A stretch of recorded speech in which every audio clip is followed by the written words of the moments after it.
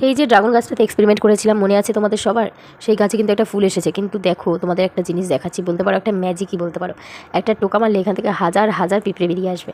আমার এত কষ্ট লাগছে যে এই ফুলটা যদি পিঁপড়ে খেয়ে নেয় তাহলে কি হবে। তো চলো তোমাদের ম্যাজিকটা দেখিয়েই ফেলি।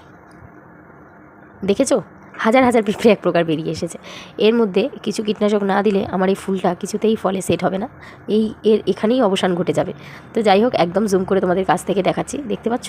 আর এই ফলটা যে মিষ্টি সেটা আমি খুব ভালোভাবে আন্দাজ করে ফেলেছি, কেন কি আগের যে ফলটা আমি কেটেছি সেই ফলটা জাস্ট চিনির থেকেও বেশি মিষ্টি বলতে পারো। ড্রাগন ফল যে এত মিষ্টি হয় আমি জানতাম না। হতে পারে এটা আমি শুধুমাত্র জৈব সার ইউজ করেছি বলেই হয়তো এত সুন্দর মিষ্টি হয়েছে, সারের ফল হয়তো এতটা মিষ্টি হয় না। তোমরা আমার ড্রাগন গাছের এত ভিডিওতে এত সাপোর্ট করার জন্য অনেক অনেক ভালোবাসা তোমাদেরকে। তো আমি এটার কি ট্রিটমেন্ট করব না করব সবটুকুই তোমাদের সাথে শেয়ার করব। তো আজকে এই পর্যন্তই, দেখা হচ্ছে অন্য কোনো ভিডিওতে। টাটা।